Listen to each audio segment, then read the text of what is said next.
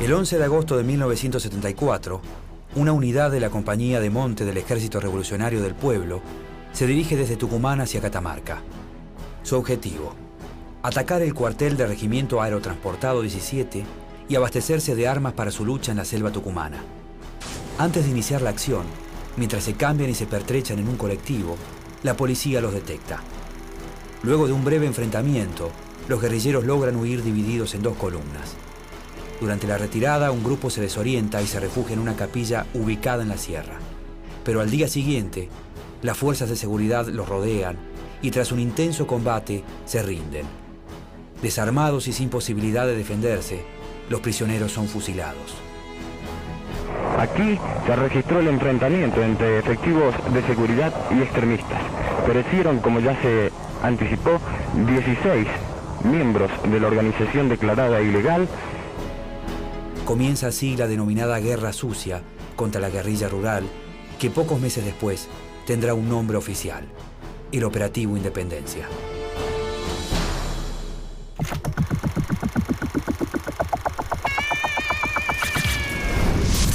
Fuerzas Armadas. El pueblo está firme y decidido a construir su destino por más represión que se aplique. Es la primavera de 1959. Han pasado 4 años desde la revolución que derrocó a Perón, y su partido continúa proscripto. Mientras su delegado personal, John William Cook, organiza la resistencia peronista, un grupo de jóvenes se instala en la selva tucumana e inicia la primera experiencia de guerrilla rural en la Argentina. Bajo el mando de Enrique Manuel Mena, llamado el comandante Uturunco, asaltan una comisaría en la localidad de Frías. El nombre que eligen para realizar su primera operación militar es Movimiento de Liberación Nacional, pero serán conocidos popularmente como los Uturuncos. Aunque obtienen repercusión nacional, su vida es efímera. En enero de 1960, el grupo es cercado y luego desbaratado por la policía. A pesar del accionar efectivo de las fuerzas de seguridad, los intentos aislados por establecer una guerrilla rural resurgirán en los años siguientes. En 1959, el triunfo de la Revolución cubana ejerce gran influencia en muchos movimientos políticos latinoamericanos al demostrar que es posible la toma del poder a partir de un foco guerrillero.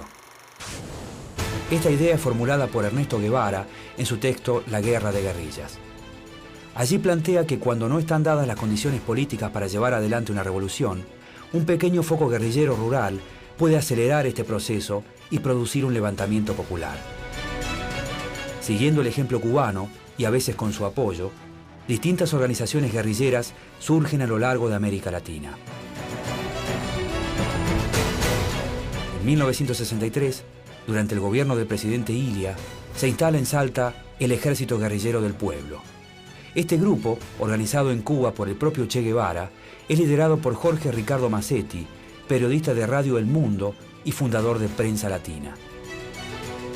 A los pocos meses de iniciar su actividad, el EGP es cercado por tropas de gendarmería al mando del general Julio Alzogaray, que rápidamente lo derrotan. Para mediados de los años 60, la política internacional está asignada por un conflicto excluyente: la Guerra Fría. La competencia entre el bloque de países capitalistas, liderado por Estados Unidos, y el bloque comunista, liderado por la Unión Soviética, se extiende a todos los niveles y afecta a todos los continentes. Argentina no es la excepción. El alineamiento de Cuba con los soviéticos pone en alerta a los Estados Unidos, que comienza a promover desde la Academia Militar de West Point la llamada Doctrina de Seguridad Nacional. Sus postulados principales advierten sobre la influencia de la Revolución cubana en América Latina y consideran como una amenaza potencial la expansión del comunismo por el continente.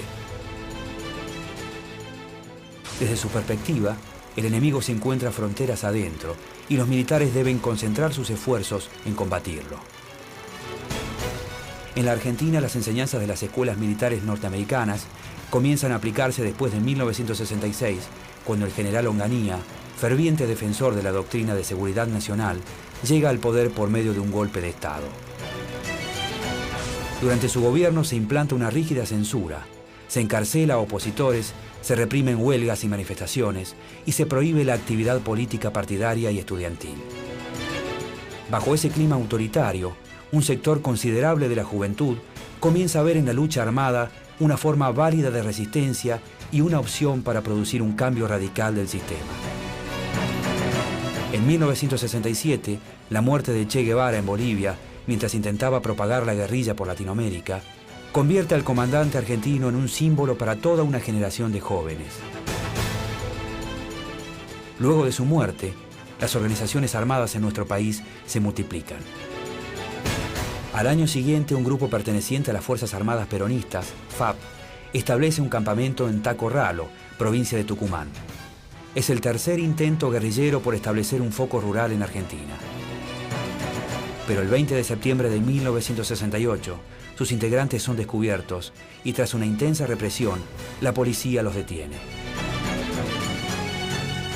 Después de esta nueva experiencia frustrada de la guerrilla rural argentina, las organizaciones armadas se enfocan en la lucha urbana. Esta modalidad se vuelve más significativa y demuestra tener más éxito en un país donde la mayoría de la población vive en las grandes ciudades. Un grupo aún no identificado, algunos testimonios relatan que eran 9 personas, llegaron en 2 vehículos, armas en mano, redujeron a un cabo y un agente que se hallaban de consigna en el lugar y luego de robarle las armas reglamentarias y una ametralladora Halcón con 2 bidones de nafta, procedieron a incendiar este puesto. Ustedes observan el estado en que ha quedado. Es así como en poco tiempo, la lucha armada se transforma en una opción real y factible para muchas organizaciones políticas. En junio de 1970, en una isla ubicada en el delta del Paraná, se lleva a cabo el 5º Congreso del Partido Revolucionario de los Trabajadores, PRT. Durante el encuentro se crea el ERP, Ejército Revolucionario del Pueblo, brazo armado del partido. Su objetivo es la guerra revolucionaria y en la estrategia militar planteada por su líder Roberto Santucho, el frente principal debe ser establecido por la guerrilla rural.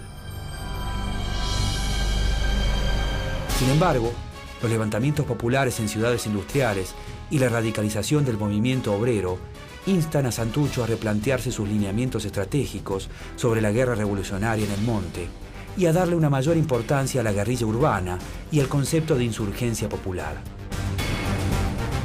La burguesía no encuentra salida, no tiene posibilidades de encontrar salida ni a corto ni a mediano plazo para solucionar desde un punto de vista capitalista los problemas de Argentina, y donde por el contrario la clase obrera y el pueblo redoblan sus esfuerzos, avanzan paso a paso y comienzan a plantearse la lucha por el poder. Las masas argentinas, después de un periodo de un par de años de retroceso, de retracción, se han lanzado una movilización general, utilizando todas las formas de lucha, incluida la guerrillera. Durante los años de dictadura, el ERP realiza numerosas operaciones militares, expropiaciones y repartos, asaltos a bancos, tomas de comisarías y secuestros a empresarios. De esta manera, se convierte en la organización guerrillera no peronista más importante del país. Esta mañana se protagonizó en Córdoba un nuevo hecho de los denominados repartos efectuado por un grupo subversivo del medio. El comando denominado Ejército Revolucionario del Pueblo asaltó el camión que ustedes están viendo. Bueno, el señor Miguel Perales era el conductor del camión que fue asaltado por el grupo extremista. ¿Puede relatarnos cómo fueron los hechos? Bueno, nosotros íbamos por la calle Cochabamba. Al llegar a la altura de la Ana María Llané, los alcanzó un Peugeot y se los cruzó adelante. Entonces se bajaron 2 y les dice, bueno, los van a acompañar a repartirle carne a un barrio pobre. Perdón, ¿eran 2 hombres? Se bajaron 2, iban 3 hombres y una mujer en el coche.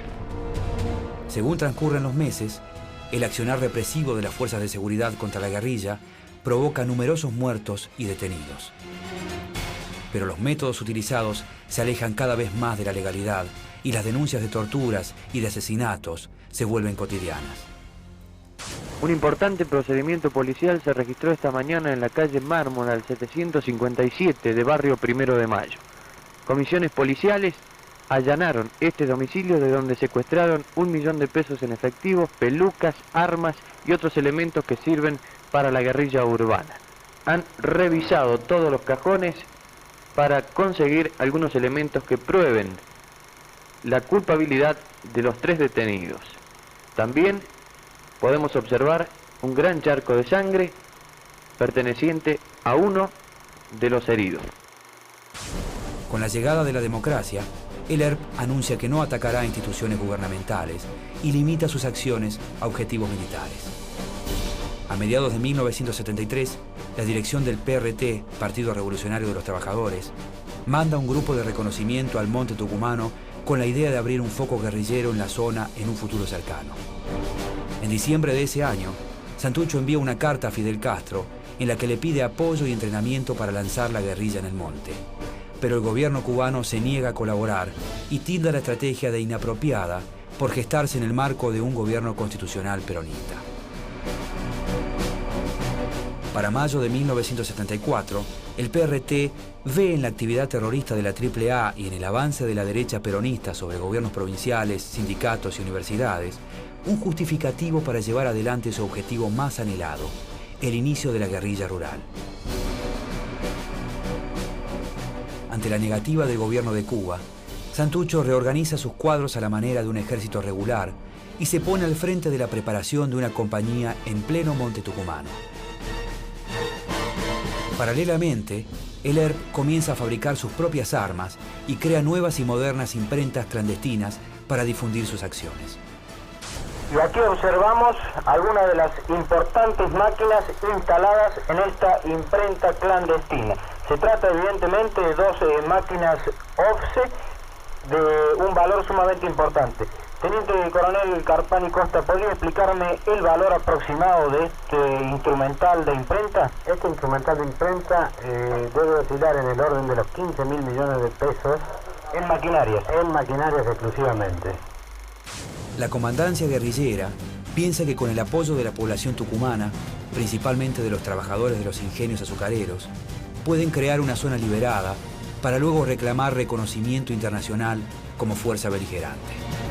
La experiencia que se dispone a realizar este grupo armado consiste en la reiteración de todos los focos rurales anteriores de las 2 últimas décadas, con el agravante de que esta vez el peronismo no está proscripto sino en el poder.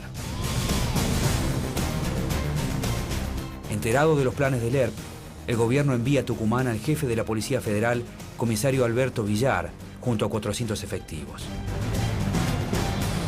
Durante las maniobras de entrenamiento, el grupo guerrillero es detectado y luego perseguido por las fuerzas policiales.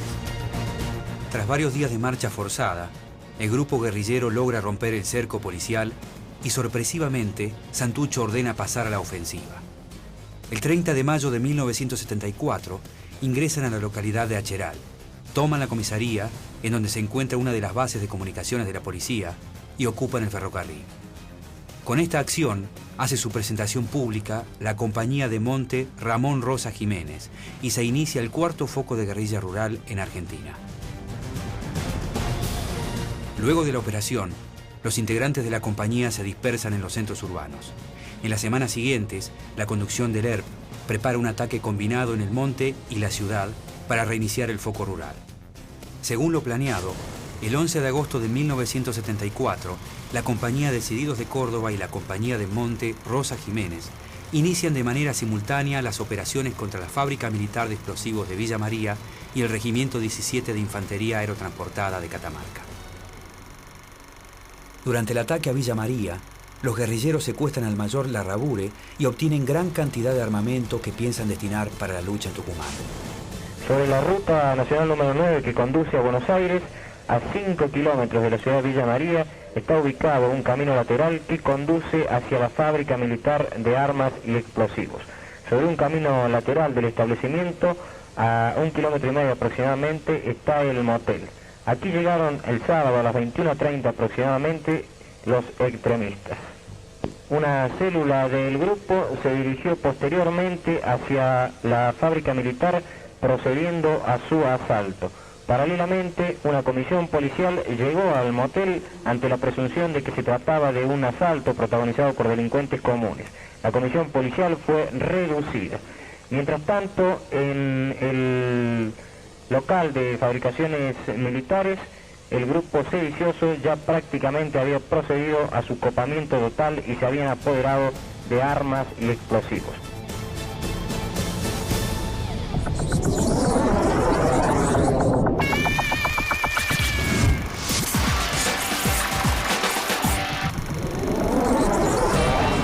Aunque para el ERP la misión parece haber finalizado con éxito, al poco tiempo la mayoría de las armas son recuperadas por la policía. Aquí tenemos el importante material. Si usted me permite, vamos a empezar a recorrerlo con nuestras cámaras. Yo les quiero adelantar algo. Esto es la totalidad de todo el armamento que fuera sustraído en la fábrica de Villa María. Me interesaría conocer también si se han producido detenidos. Sí, exactamente. Hay detenidos. Está comprometido el PC y el PSDT y el PRT. Es decir, el Partido Comunista, el Partido Socialista de los Trabajadores y el Partido Revolucionario de los Trabajadores también. Y parte del ERP. Acá están comprometidos todos. Mientras se produce este enfrentamiento, la compañía de Monte se dirige en colectivo desde su campamento en Tucumán hacia la provincia de Catamarca, pero antes de llegar a su objetivo, son detectados por un escuadrón policial. Este es el ómnibus en que se encontraban los extremistas. Al ser avistados por la policía se originó un nutrido tiroteo que culminó con la muerte de 2 extremistas, hiriendo además a 2 agentes de policía. Tras este enfrentamiento, los sediciosos emprendieron la fuga en distintos vehículos que se encontraban también en el lugar. Desde allí fueron hacia Piedra Blanca, a unos 5 kilómetros de ese lugar, donde se alojaron tras la iglesia de Nuestra Señora del Rosario. Luego, la policía detuvo a 2 de los jóvenes que habían ido a comprar alimentos a una panadería ubicada a 1 kilómetro de la mencionada iglesia. Bueno, ellos estaban con una ropa como de militar, no sé, ropa de fajín, ¿no? Pero la parte de abajo estaban todos deshechos. ¿Y la policía dónde los apresó? ¿Dónde los apresó? Exactamente. En la casa de Saleme. Al salir del negocio de Saleme los robó. Señora, usted los atendió a los 2 muchachos que ingresaron acá a comprar distintos productos, ¿verdad? Sí, yo los atendí. Cuando sentí la voz que dijeron, pónganse las manos en la nuca y tírense al piso. Cuando yo miré, ya estaban en el piso y la policía los requisaba a ellos. Es decir, que la policía los redujo aquí mismo dentro del local. Sí, adentro del local, y los llevaron. Este es el frente de la tienda de comestibles de propiedad del señor Saleme. Aquí, frente al local, fueron detenidos 2 de los extremistas, lo que permitió luego a la policía ubicar el paradero de los restantes, originándose ese cruento tiroteo que culminó con la muerte de los 16 sediciosos. Luego de recibir esta noticia, se decide desde la comandancia tomar represalias. En los 2 meses siguientes, 10 oficiales mueren en manos de la guerrilla.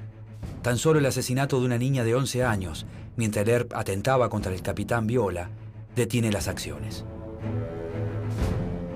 En octubre, el líder radical Ricardo Balbín y el presidente del Senado Ítalo Luder comienzan a negociar la posibilidad de una intervención militar en la lucha contra el ERP en Tucumán. Para comienzos de diciembre, la decisión ha sido tomada. Por orden del Ejecutivo, las Fuerzas Armadas serán las encargadas de combatir al ERP en el monte. Por esos días, el ministro de Bienestar Social, José López Rega, se reúne con el general Anaya y le comunica los planes del gobierno. La misión se llamará Operativo Independencia y la 5ª Brigada, dependiente del 3er Cuerpo del Ejército, estará a cargo de las acciones. Inmediatamente se ponen en marcha los preparativos para las operaciones militares, pero el 6 de enero se produce un accidente que altera el transcurso de los acontecimientos. Mientras realiza tareas de reconocimiento en la selva tucumana, un avión militar se precipita por tierra.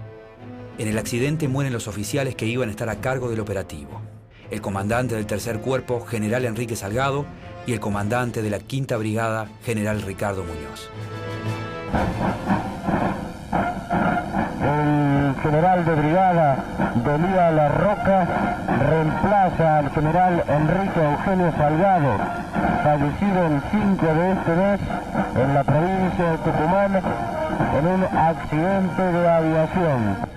A raíz de este contratiempo, el general Agdel Vilas, un militar vinculado a López Rega y el sindicalismo ortodoxo, es designado al frente de la Quinta Brigada. Finalmente, el 5 de febrero de 1975, la presidenta Isabel Martínez de Perón y su gabinete firman el decreto que ordena al ejército conducir el plan de ataque contra la guerrilla en Tucumán. 4 días después, 1.500 soldados se dispersan en la zona y se establece el comando táctico en la ciudad de Famaillá. En Famaillá, 35 kilómetros de la ciudad capital de San Miguel de Tucumán por la ruta 38 que lleva a La Rioja y Catamarca, y este es el edificio de la comisaría local que ahora es ocupado por el comando accidental del general Vilas, que tiene a su cargo la Quinta Brigada de Infantería. Desde aquí se manejan las tropas en operaciones contra la subversión, contra la delincuencia subversiva, cuyos brotes se encuentran apenas a 10 kilómetros en los cerros próximos. Con el despliegue de tropas, el general Vilas simula una operación de cerco, pero el grueso de los efectivos se instala en los poblados a lo largo de la Ruta 38. Su idea es cortar los lazos con la población civil y así evitar el abastecimiento de la guerrilla. Pero con el pretexto de combatir al minúsculo grupo insurgente, se pone en marcha un propósito mucho más ambicioso, que busca acallar las voces de disenso y destruir al movimiento social tucumano. Durante el operativo, los militares ponen en práctica los métodos de la llamada guerra contrarrevolucionaria, aprendida en las escuelas norteamericanas y francesas en el marco de la doctrina de seguridad nacional. Estas técnicas incluyen acciones de terrorismo encubiertas, secuestros, asesinatos, la práctica sistemática de la tortura durante los interrogatorios y la extensión del teatro de operaciones a la población civil. Para su implementación, se crea un ejército clandestino paralelo y articulado a la estructura oficial, que consiste esencialmente en un aparato de inteligencia y de represión. Es así como al poco tiempo, Vilas crea en una escuela de Famaillá el primer centro clandestino de detención. Por el lugar pasan más de 1.500 personas. La mayoría de ellas sufren torturas y muchos son asesinados y desaparecidos. Con el correr de los días, los encuentros con la guerrilla son escasos y el ejército lanza toda su fuerza represiva contra la población civil. Mayor, ¿cuánto hace que están aquí? 60 días, señor. ¿Cuál es el ánimo de la tropa a esta altura del tiempo que ya se encuentran en combate? Bueno, no es un alto espíritu el que los guía a todos ellos. Son soldados cuyanos que la provincia de Cuyo siempre se han distinguido por sin desmerecer a ninguna otra provincia. La explosión que ustedes escucharon se produce apenas a 200 metros de este lugar. Gracias a Dios no hemos tenido ninguna baja. ¿Y de parte de los delincuentes subversivos? Bueno, conocemos 3 bajas, señor, de parte de los delincuentes subversivos, pero creemos que pueden haber más. Normalmente ellos tratan de recuperar a sus heridos. ¿Qué opinión tiene usted de los delincuentes subversivos? Son unos infelices, señor. ¿Qué están haciendo acá, soldado? Estamos acá operando contra el enemigo. ¿Quién es el enemigo, soldado? El enemigo subversivo que nos quiere quitar la Argentina. Mientras las tropas esperan al pie de la montaña, la comandancia del ERP, instalada en el monte, decide atacar el comando táctico central en Famaillá y secuestrar al propio Vilas. El 29 de mayo, la compañía de Monte se dirige a su objetivo en una caravana de vehículos, pero en la zona de Manchala son detectados por el ejército. Luego de varias horas de combate, la guerrilla se repliega. Como consecuencia del enfrentamiento, se producen bajas en ambos bandos. Allí detrás de apenas unos árboles hay montones de carpas, todas por supuesto disimuladas, camufladas, para que el enemigo no las pueda ver desde la cima de los cerros de la cadena de la conquista que está aquí. De este lado, las fuerzas del orden, las fuerzas del ejército. Del otro, la subversión, el terrorismo, la delincuencia que quiere cambiar nuestro sistema de vida. En los meses siguientes, solo se produce un combate de cierta intensidad en la localidad de Los Sosa el 23 de junio. A comienzos de octubre, la compañía de Monte queda seriamente debilitada. Entre el 7 y el 10, utilizando como apoyo helicópteros con fuego de artillería, las Fuerzas Armadas realizan 2 emboscadas. La primera en la zona del arroyo San Gabriel y la otra en el kilómetro 14. El combate es feroz y muere casi la totalidad del Estado Mayor del ERP rural. Para ese entonces, el campamento de la Comandancia del Ejército Revolucionario del Pueblo ha sido descubierto y su líder, Roberto Santucho, debe abandonar la selva para refugiarse en Buenos Aires. La creencia del ERP de que los escasos campesinos de la zona subirán al monte a incorporarse a la guerrilla no se hace realidad. Como todos los focos rurales de la historia argentina, la compañía de Monte se ha empantanado. Desde el combate de San Gabriel, se producen una decena de encuentros en los que el ejército siempre termina emboscando a la guerrilla, al revés de lo planteado por la teoría foquista. Al mismo tiempo, el Poder Ejecutivo firma un decreto en el que ordena al ejército extender a todo el país las operaciones contra las organizaciones guerrilleras. A mediados de diciembre, el general Vilas es reemplazado por el general Antonio Domingo Bussi. El general Domingo Bussi comienza en este momento una exposición ante los cónsules y periodistas visitantes para explicar las características de la lucha que desarrollan las Fuerzas Armadas Argentinas en la provincia de Tucumán contra la delincuencia subversiva. Aunque la guerrilla rural está prácticamente derrotada, el nuevo jefe del operativo Independencia continúa y perfecciona los mecanismos de represión contra la población civil. Desde su llegada, los centros clandestinos se multiplican por todo el territorio tucumano. El 24 de marzo de 1976, las Fuerzas Armadas dan un golpe de Estado y la Junta de Comandantes se hace cargo del gobierno. A partir de ese momento, el plan represivo practicado durante el operativo Independencia en Tucumán se pone en marcha en todo el territorio nacional de manera sistemática y organizada. Como comandante en jefe del ejército, me cupo el alto honor de conducirlo cuando él entraba plenamente en operaciones contra la delincuencia subversiva y con responsabilidad primaria en todo el ámbito del país.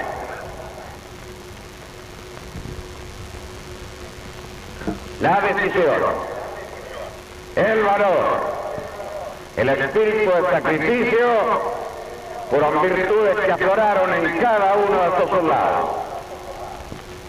Por eso hoy el ejército argentino puede gustar del galardón de la victoria.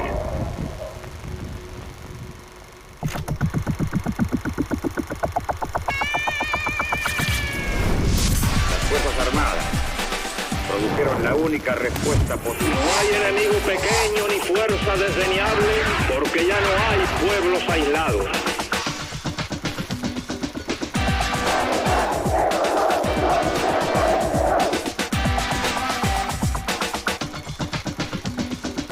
Hemos llegado a la Revolución Argentina